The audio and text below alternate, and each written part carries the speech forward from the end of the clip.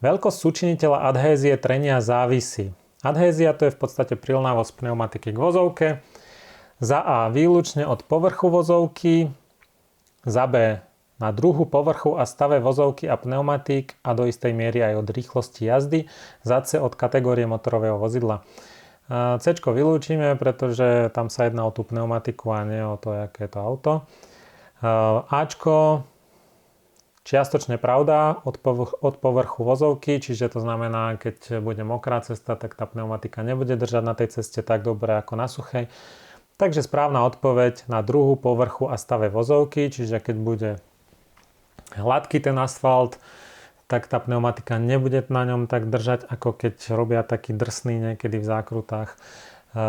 Samozrejme od toho, aká je pneumatika, či bude zodratá pneumatika, tá bude mať menšiu prilnavosť ako s dobrým dezénom a tak ďalej. No a tiež od rýchlosti jazdy. Keď vpálim rýchlo do zákruty, tak fyziku neošálite a v určitom momente tá odstredivá sila vás vyniesie von zo zákruty. Ďalšia otázka je, úsek potrebný na zastavenie vášho vozidla sa skladá z za A úsekov reakcie a akcie ostatných vodičov. Takže to, či moje auto zastaví, nezávisí vôbec od ostatných vodičov, to je asi jasné, takže to môžeme vylúčiť. Za B úseku brzdnej dráhy, áno, je to čiastočná správna odpoveď. C úseku reakcie vodiča, úseku oneskorenia brzd a úseku brzdnej dráhy.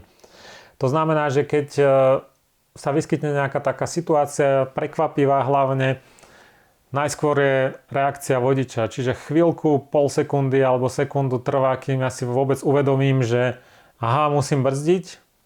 Potom tam mám úsek oneskorenia brzd, to znamená, že keď ja vstúpim na ten brzdový pedál, tak tá informácia z brzdového pedálu, kým sa dostane cez celé to brzdové ústrojenstvo až na koleso, kde sa tie brzdy aktivujú a začnú brzdiť, tak nejaký čas trvá. Není to dlhá doba, sú to milisekundy, ale proste tá brzda nebrzdí v tom momente, ak sa jej dotknem.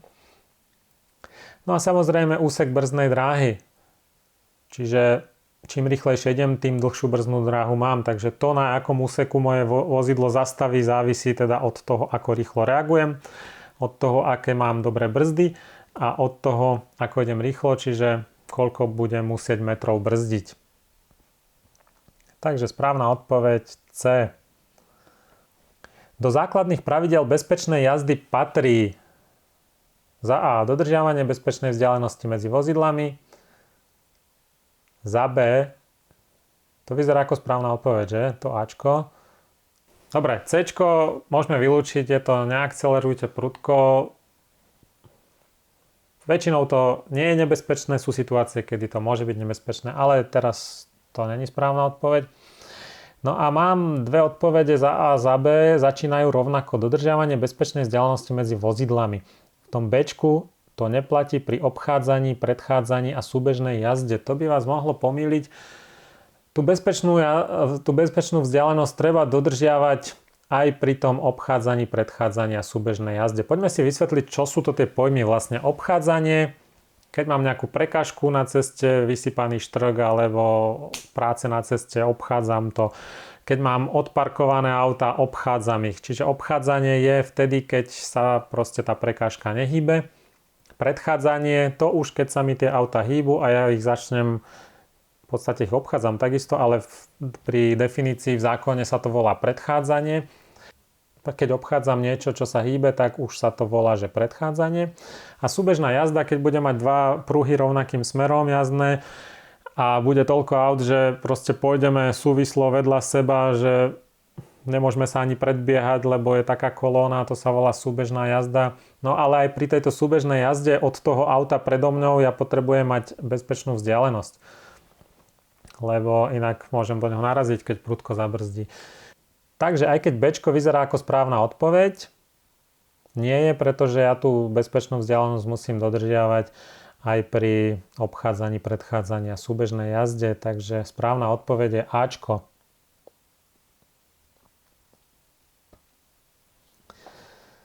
Ak vodič vozidla jazdí predpísanou rýchlosťou a vozidlo idúce za ním sa ho snaží predísť, mal by mu v tom vodič vozidla zabrániť? Čo sa vlastne pýtajú? Niekedy to tak píšu. No, čiže idem povedzme 90-kou mimo obce, po okresnej ceste. Niekto za mňou ide 100, 110 a chce ma predbehnúť a ja teraz si poviem, však ja idem 90, on by porušil predpisy, hej, nemôže ma predbehnúť, tak ja mu v tom začnem zabraňovať? No jasné, že nie. Cčko je áno, ale vodič iného vozidla môže ohroziť vodiča vozidla, čiže budem sa mu snažiť zabrániť v tom predbiehaní, predchádzaní a on ma môže ohroziť, tým pádom sa zrazíme alebo niečo. Ačko nie, pokiaľ vodič nie je v takej pozícii, aby mohol bezpečne zabrániť vodičovi iného vozidla, predchádzať ho. Hej. Čiže mohla by byť situácia, kedy ja ho môžem nejak bezpečne blokovať, oproti nič nejde. Nie, jednoducho nie. Proste nech si ide svojou rýchlosťou. Není na nás posudzovať, kto ako jazdí, na to je polícia, aby dávala pokuty a riešila to.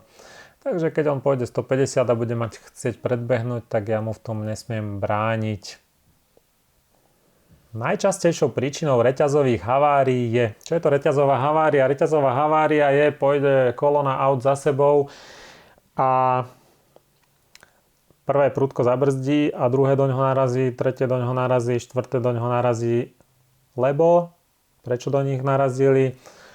Pretože nedodržiavali bezpečnú vzdialenosť. Takže správna odpoveď je C. Najčastejšia príčina reťazových havárií je nedodržanie bezpečnej vzdialenosti. Ktoré zásady by mal dodržiavať začínajúci vodič? Cčko. Jazdiť čo najbližšie pri stredovej čiare. Kto sa učí teóriu, vie, že podľa zákona máme jazdiť vpravo, čo najbližšie k pravému kraju svojho jazdného pruhu. Takže nie pri stredovej čiare, pretože by sme sa mohli šuchnúť alebo buchnúť s autami, ktoré pôjdu oproti a tiež budú natlačené na tej stredovej čiare. No a teraz sú tu dve také odpovede, ktoré by mohli byť aj správne.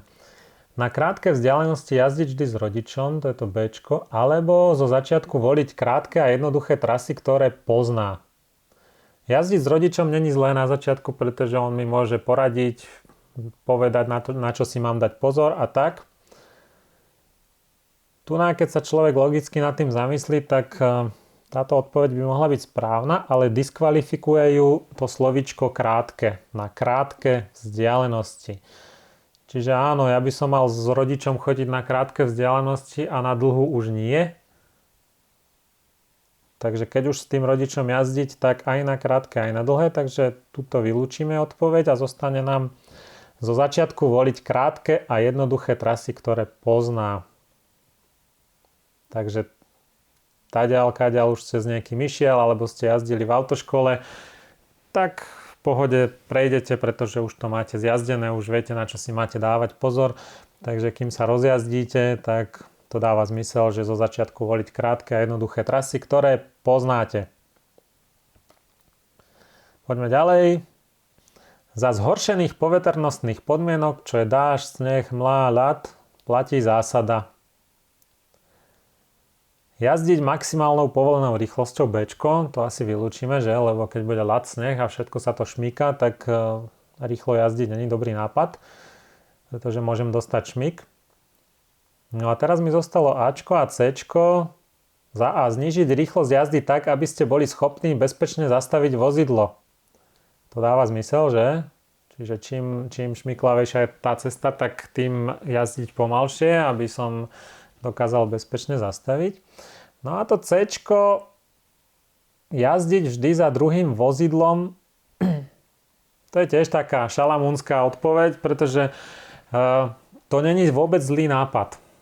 Keď je hmla a vy poriadne nevidíte, zavesíte sa za nejaké vozidlo, samozrejme dodržujúc bezpečný odstup, takže vám svietia tie jeho zadné svetlá, osvetľujú vám smer cesty, kadiaľ máte ísť, alebo aj po tme, alebo aj za dažďa. Vždycky sa dobre jazdí za tým druhým vozidlom, neoslepujú vás toľko protiidúce svetla aut.